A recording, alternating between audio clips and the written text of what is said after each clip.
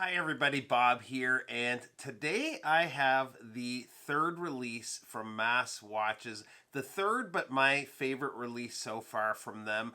They have had in the past their diver, the Irukandji, a dressier piece with the JCB, but the new Arcticus field watch is a really good option in its price range.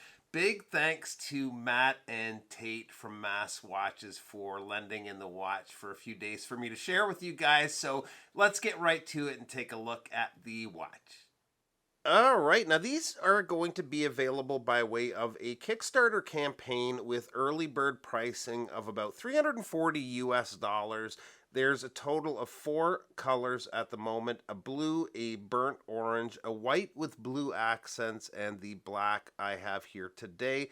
The prototype came out in this cardboard box with the watch roll inside, but the production models will come with the watch roll in a camping thermos, which is pretty cool. Nice extra, especially for a field watch.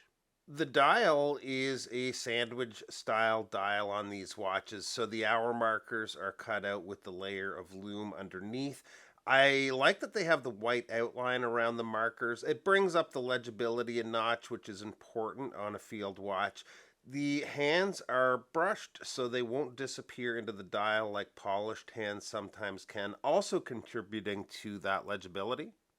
I like that they went with some orange accents. Orange always goes so well with black.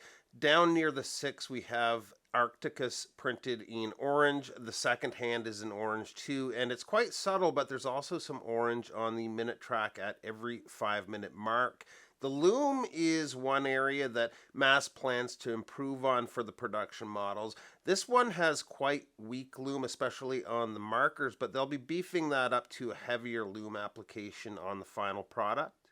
On top of the loom, there's a couple other changes coming. One is the end link. Just a small tweak, but they're going to make the fit between the lugs a little bit snugger. The lugs, by the way, are drilled, making it a little easier to swap straps. The other change coming is the links are going to use screws for sizing versus the push pins on this model.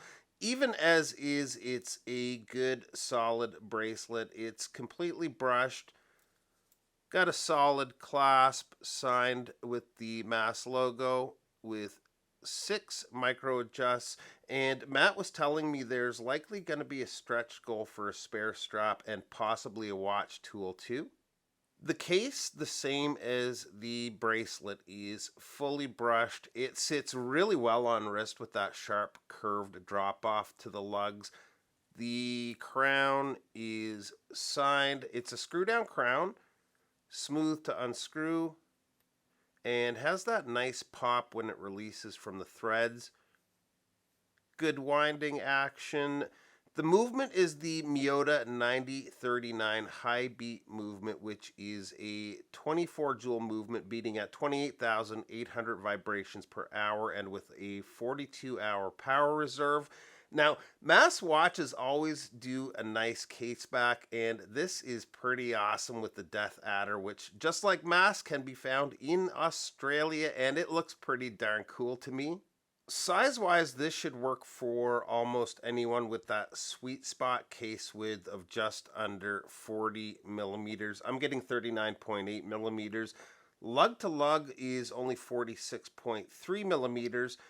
The thickness is 11.1 millimeters and the lug opening is 20 millimeters.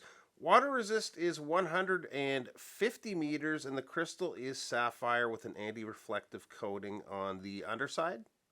So between the spec sheet, the look and feel on wrist, and the starting price of 340 US dollars, I think this stands up to just about anything you're going to find in this price range. Job well done by Mass Watches with this one. I'm sure they'll have a very successful campaign. The campaign goes live, I believe, towards the end of this month, but I'll leave a link to their site where you can sign up for notifications on that. Thanks again to Mass Watches for lending this in for a while. Thanks for stopping by, and we'll see you real soon. Bye-bye.